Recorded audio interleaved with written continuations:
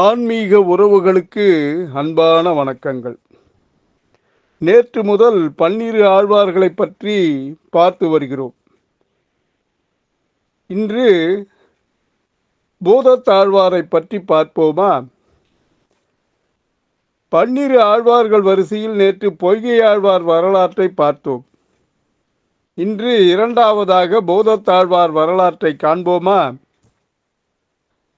பூதத்தாழ்வார் பிறந்த ஊர் மகாபலிபுரம்.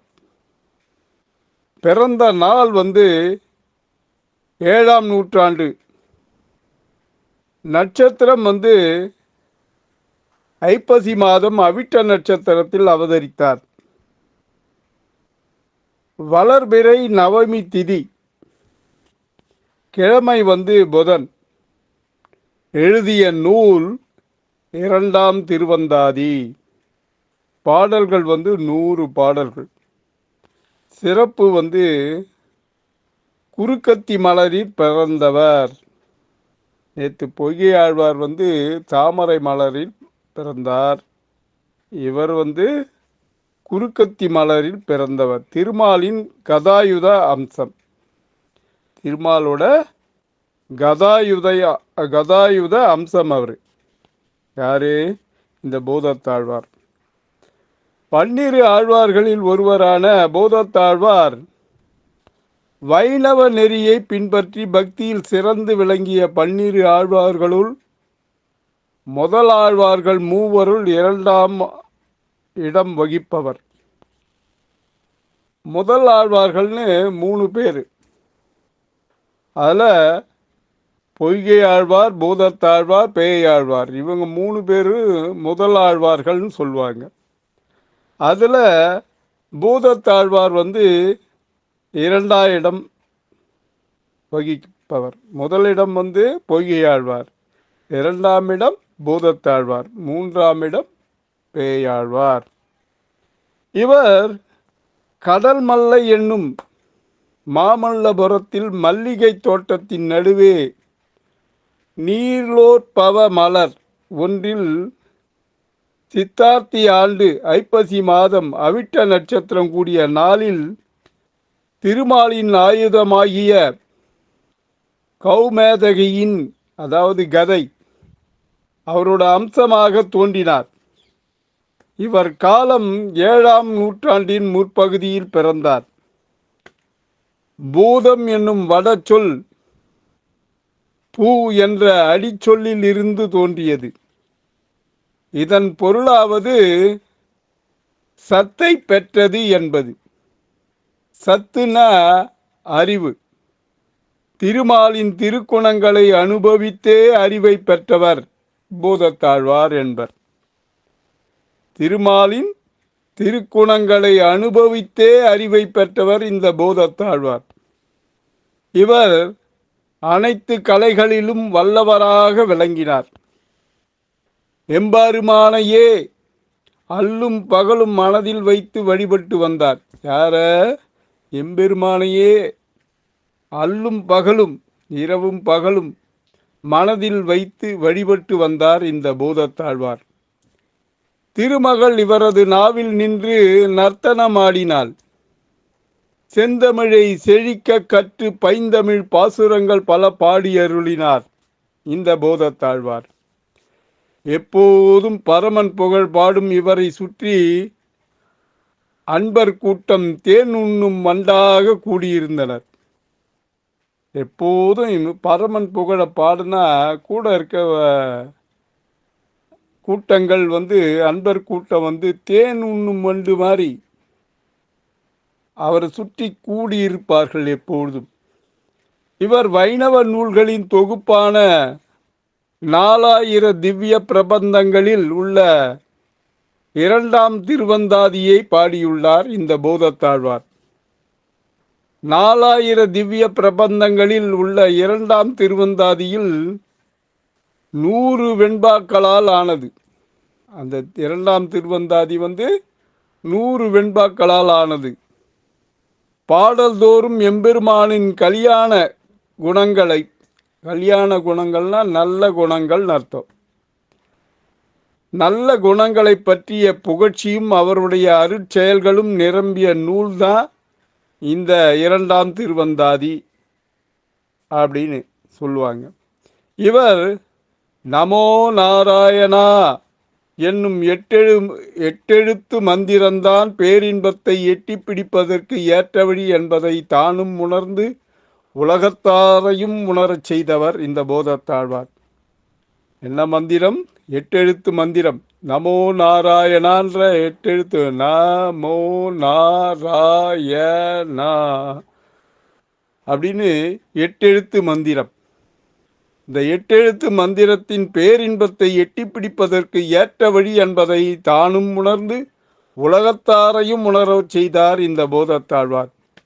உட்காரும் போதும், நிற்கும் போதும், உறங்கும் போதும், நடக்கும் போதும், எண்ணும் போதும், உண்ணும் போதும் எம்பெருமானை எண்ணி மகிழ்ந்தார் இவர். உட்காரும் போதே நாராயணான்னு சொல்லி உக்காடுறவங்க இப்பவும் இருக்காங்க. நாராயணா, நிற்கும் போதும் நாராயணா, உறங்கும் போதும் சரி நாராயணான்னு சொல்லிட்டு தூங்கணும். நடக்கும் போதும் சரி, எந்த களைப்பும் தெரியாதப்போ அதை தான் இவர் செய்தார். இவர் உலகைப் பற்றை அறவே நீத்தவர். இவர் பொய்கை ஆழ்வார், பேயாழ்வார் என்னும் ஆழ்வார்களுடன் ஒரே காலத்தில் வாழ்ந்தவர் ஆவார். இந்த பூதத்தாழ்வார் பொய்கை ஆழ்வார், பேயாழ்வார் இவர்கள் ஆழ்வார் காலத்தில் வாழ்ந்தவர் இவர். நேற்றைய தினம் பொய்கை ஆழ்வார் கதையில் சொன்ன நிகழ்ச்சி தான் இது. இவர்கள் மூவரும் ஞான பக்தி வைராகியங்கள் மிக்க துறவரம் பூண்டு ஆண்டவனிடம் நினைவிலேயே உருகி உள்ளம் கனிய பாடியவர்கள். இறைவன் இவர்களால் உலகை உய்விக்க கருதி திருக்கோவலூரில் ஒரு வீட்டின் இடைக்கழியில் மழை பெய்யும் ஒரு நாள் இரவில் இம்மூவரையும் ஒன்று சேர்த்து தானும் அவர்களுக்கிடையே நான்காமவராக இருந்து இருளின் நெருக்கத்தை உண்டு பண்ணினார். நேற்று தான் அதை சொன்னோம். நெருக்கத்தின் காரணத்தை அறிய வேறு விளக்கின்மையால் பொய்கையார் என்ன பண்ணாரு? பூமியாகிற தகழியில் கடல் நீரை நெய்யாக கொண்டு சூரியனை விளக்காக ஏற்றினார். இவர் இந்த பூதத்தாழ்வார் என்ன பண்ணாரு? அன்பாகிய தகழியில் ஆர்வத்தை நெய்யாக கொண்டு சிந்தையாகிய திரியில் ஞான விளக்கை ஏற்றினார். இவ்விரண்டின் ஒளியால் இருள் அகல நெருக்கத்திற்கு காரணமான இறைபொருளை கண்டார். பின் மூவரும் அப்பொருளின் சொரூபத்தை அறிந்து அனுபவித்து ஆனந்தம் எய்தினர். அன்பே விளக்காகவும் ஆர்வமே நெய்யாகவும் சிந்தையே திரியாகவும் கொண்டு ஞான விளக்கை ஏற்றி நாராயணனை துதித்தவர் இந்த போதத்தாழ்வார். அன்பே தகலியா ஆர்வமே நெய்யாக இன்புருகு சிந்தை இடுதிரியா நண்புருகி ஞான சுடர் விளக்கு ஏற்றினேன் நாரணர்க்கு. ஞான தமிழ் புரிந்த நான் அப்படின்னு சொல்வார் இந்த போதத்தாழ்வார். சிந்தைனா உள்ளம், நண்புனா நன்மை. அன்பே தகலியா ஆர்வமே நெய்யாக இன்புருகு சிந்தை இடுதிரியா நண்புருகி ஞான சுடர் விளக்கு ஏற்றினேன் நாரணர்க்கு. திருமாலை கைதொழுதால் அதன் பிறகு ஒருவருக்கு மண்ணுலகை ஆளும் பெருவளமும் வானவர்க்கு வானவனாய் வாழும் வாழ்க்கையும் விண்ணுலகப் பேரும் ஒரு பொருளாதல் இல்லை என்கிறார் இந்த போதத்தாழ்வார். திருமாலை கைதொழுதால் அதன் பிறகு ஒருவனுக்கு மண்ணுலகை ஆளும் பெருவளமும் வானவர்க்கு வானவனாய் வாழும் வாழ்க்கையும் விண்ணுலகப் பேரும் ஒரு பொருளாதல் இல்லை என்கிறார் இவர்.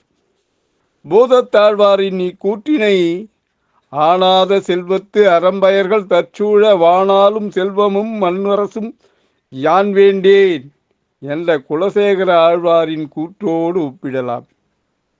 குலசேகர ஆழ்வாரும் இப்படித்தான் சொல்லாது.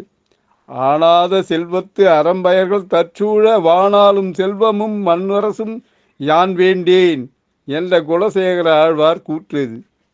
திருவேங்கட மலையின் வளத்தை கூற வந்த ஆழ்வார் மதம் பெருகும் களிறு ஒன்று இளம் மூங்கிலை தன் துதிக்கையால் வளைத்து அருகில் உள்ள தேனடையில் இருந்த தேனில் தோய்த்து தன் காதல் பிடிக்கு ஊட்டும் சிறப்புடையது என்று கூறுவது சிறப்பாகும்.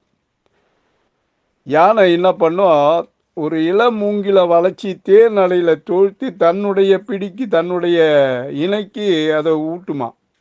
அந்த மாதிரி சிறப்பாக வாய்ந்தது இந்த திருவேங்கடமலையின் வனத்தை கூறுகிறார் இந்த ஆழ்வார். தம்மை போல் தவம் செய்தவர் யாரும் இல்லை என்றும் தாமே 7 பிறவிகளிலும் தவமுடையவர் என்றும் இருமாப்பு கொள்கிறார் இவர். இருமாப்பும் அதிகமாக இருக்கிறது. தம்மை போல தவம் செய்தவர் யாரும் இல்லை, தாமே 7 பிறவிகளும் தவமுடையவர் என்றும் இருமாப்பு கொள்கிறார் இந்த போதத்தாழ்வார். இதற்கு காரணம் கூறுவாராயின், யானே இருந்தமிழ் நன்மாலை இணையடிக்கே சொன்னேன் என்றார். பெருமாளின் இணையடிகளுக்கு பெருமை வாய்ந்த தமிழால் தொடுத்த மாலையை அணிவித்தமையால் தாம் பெருந்தமிழனான பெருமையினை பெருந்தமிழின் நல்லேன் பெரிது என்று கூறி பெருமிதம் அடைகிறார் இந்த போதத்தாழ்வார். ஆன்மீக அன்பர்களே, 12 ஆழ்வார்கள் வரிசையில் இன்று போதத்தாழ்வார் வரலாற்றை பார்த்தோம். நாளை பேயாழ்வார் வரலாற்றை காணலாமா? இனியவர்களே, எப்போதும் நாம் போற்றுவோம் இந்த போதத்தாழ்வாரின் பெருந்தொண்டை. பக்தியுடன் எம் தணிகானந்தம், சேந்தமங்கலம். வணக்கம்.